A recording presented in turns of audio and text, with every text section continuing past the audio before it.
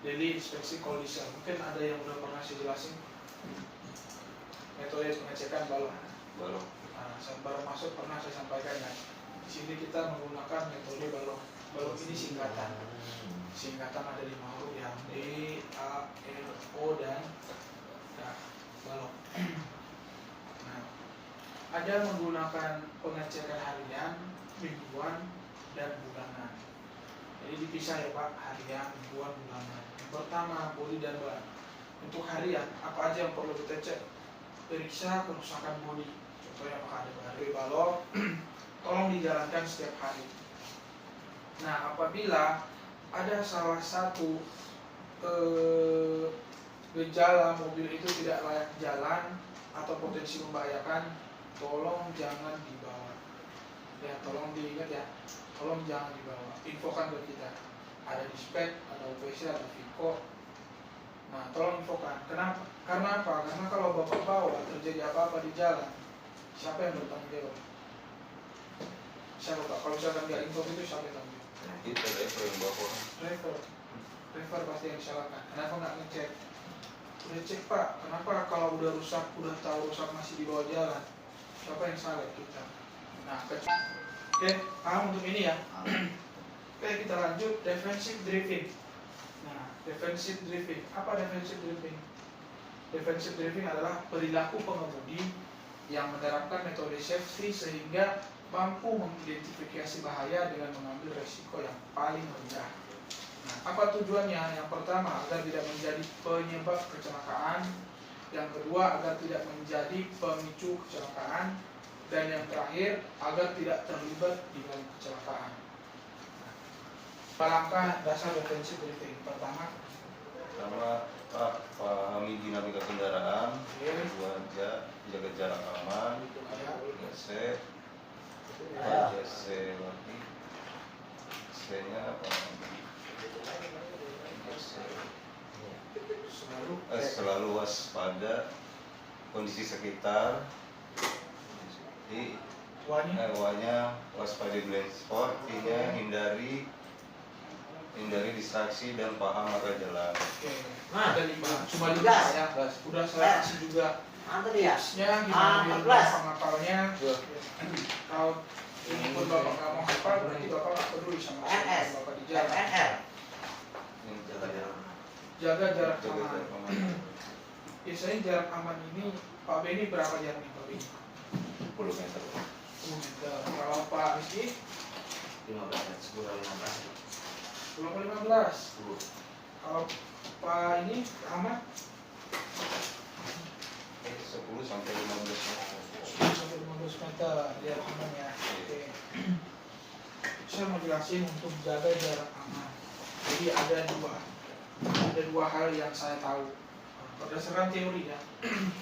Yang pertama menggunakan metode 4 detik. Yang kedua sesuai dengan angka kecepatan. Ini jarak minimal.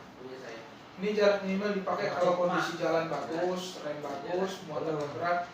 Jarak minimal setengah dari jarak ABR, BBR. Jarak aman. Jarak aman ini dipakai kalau kondisi hujan, rem kurang pakem, muatan berat, itu kan susah tuh berartinya. Ini pakai jarak aman. Jadi ada 2 pilihan ya Pak, jarak minimal sama jarak aman. Paham sampai sini? Ada yang mau ditanya nggak? Jelas ya? Oke. Ini yang pertama. Yang kedua menggunakan metode 4 detik. Ini pohon. Ini Pak Beni, ini Pak Rizky. Pak Rizky yang pengen tahu jaraknya aman nggak sama Pak Beni. Otomatis Pak Rizky menggunakan benda mati di pinggir jalan depan. Nah, menggunakan metode 4 detik. Nah, jadi Pak Rizky udah melihat, oh di depan ada benda mati. Saya mau tahu nih jarak sama Pak Beni aman nggak? Ini sambil berjalan ya, sambil berjalan. Jadi di saat Pak Beni sejajar baru akan melewati pohon ini, sejajar ya, baru akan melewati pohon ini, disitulah Pak Rizky menghitung sampai 4 detik. Nanti dulu. Nih sambil jalan ya, jalan. Oh, pohon di sana kata Pak Rizky. Dia mau ngitung nih sampai 4 detik. begitu begitu lihat sejajar ya. Oh iya, Seribu belum satu. pakai trip sama gua. 1002, 1003, Iya. 1003. Ya udah sama gua bukan. Iya, 1000 hitungan Oke. 1003 atau 3 detik sudah lewat, sudah baru memasuki pohon yang barusan dilewatin Pak Beni tadi. Aman nggak jalannya? Aman. Belum, Bapak? Aman. Aman. Pak Beni? Belum. Kenapa belum? Ada 1 detik lagi belum. Kurang 1 detik karena kita menggunakan metode 4. Masih kurang itu lagi. Berarti apa yang harus dilakukan pada Wah, sini? gua. Sempat baru. Iya, berarti apa yang harus dilakukan? Nanti lama. Jangan ini yang cepat pulang. Ini kecepatan. Berarti ulang menghitung berjalan waktu di depannya lagi. Nah, ada lagi di depannya, lewat lagi nih. Wah, tadi kurang aman. Rizky, kurangi kecepatan. Kurangi kecepatan. Nah, hitung lagi nih. Bapak yang hitung ya. 1001 gitu ya. Kalau udah melewatin ini. Itu ada. Oke, belum melewati.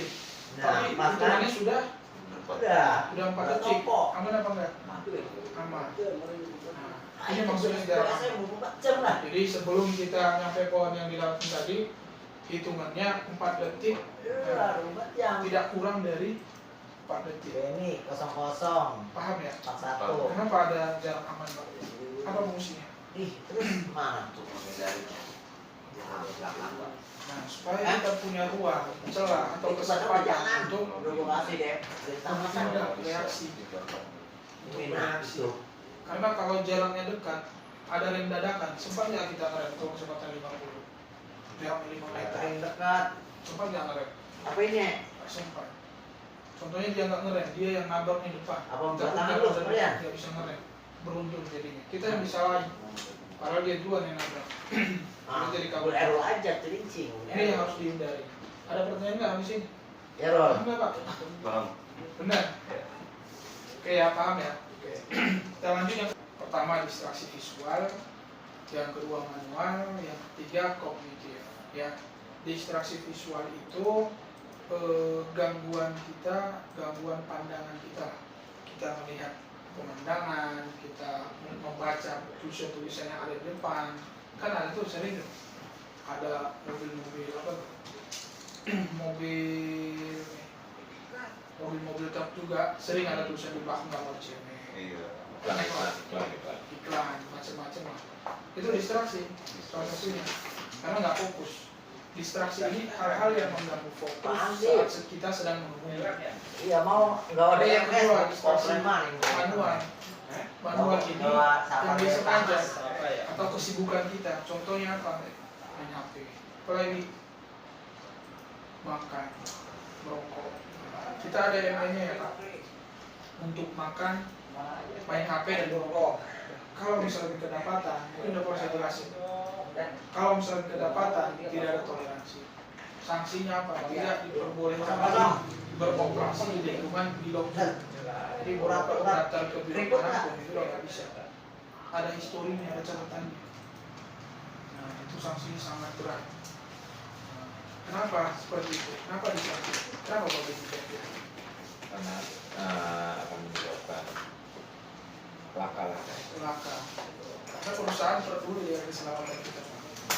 Tidak mau melanggar hal-hal yang sudah dilanggar oleh undang-undang. Ada nggak undang-undang yang tidak memperbolehkan ini? ada Ada kan? Itu. Jadi tolong diingat, dipahamin. Ya terutama saat di lampu merah tuh. Iya masuk aja, oh. Terutama saat di lampu merah tuh, Pak. Ada CCTV.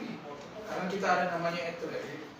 Saya pernah ngecek etle, ketek tidak pakai sabuk pegangan, denda plus main HP. Wah, sudah berat banget. Tidak main HP-nya, selesai di kita. Tidak pakai sabuk pengamannya, denda denda. 2 poin. Makanya tolong diperhatikan lagi sabuk pengamannya. Oke. Terus tadi ini distraksi manual. Yang ketiga distraksi kognitif.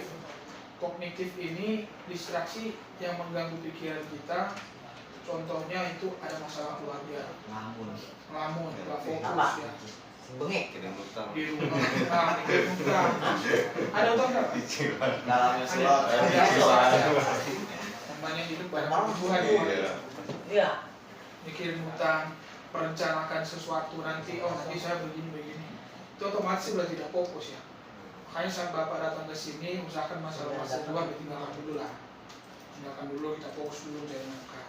Overspeed, udah pernah saya jelasin nggak overspeed ya? Nah, overspeed ini batas kecepatan maksimum berapa? Berapa Pak? 65 ya, 65 km per jam. Terus yang ketiga ada lagi namanya overstay engine mode. Ini yang paling marak sekarang. Kuncinya neng mau Trending saya. topik. Kuncinya. Apa itu overstay? Terlalu lama. Kondisi berhenti. Mau mesin menyala atau kunci kontaknya ACC, mesin mati kunci kontak ACC atau on, posisi berhenti 0 km. 001 Pasti di deteksi overstay engine on. Berapa lama? 9. 15 menit. 15 detik apa menit? Detik repot juga kita ini. Belum ngapa-ngapa. Iya, cepat dulu. 15 menit. 15 menit. Ini porsi kita sekarang trending topiknya di Cikarang itu overstay engine on. Jadi langkah-langkahnya untuk antisipasi udah saya share ya setiap hari ya.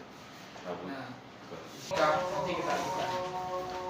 Terus celana hitam, sepatu hitam, penampilan bersih, rambut tidak gondrong. Ada yang gondrong nggak? Nggak ada. Tapi Bapak hampir bisa lagi rapikan. Biar ganteng-ganteng semua seragam. Kalau Bapak bajunya warna-warni, Bapak merah-merah, enak nggak ya? Ya, enak. Tapi kalau seragam semua rapi, bersih, wangi, oh super gitu Pak. Di sisi sekarang super, itu yang saya harapkan.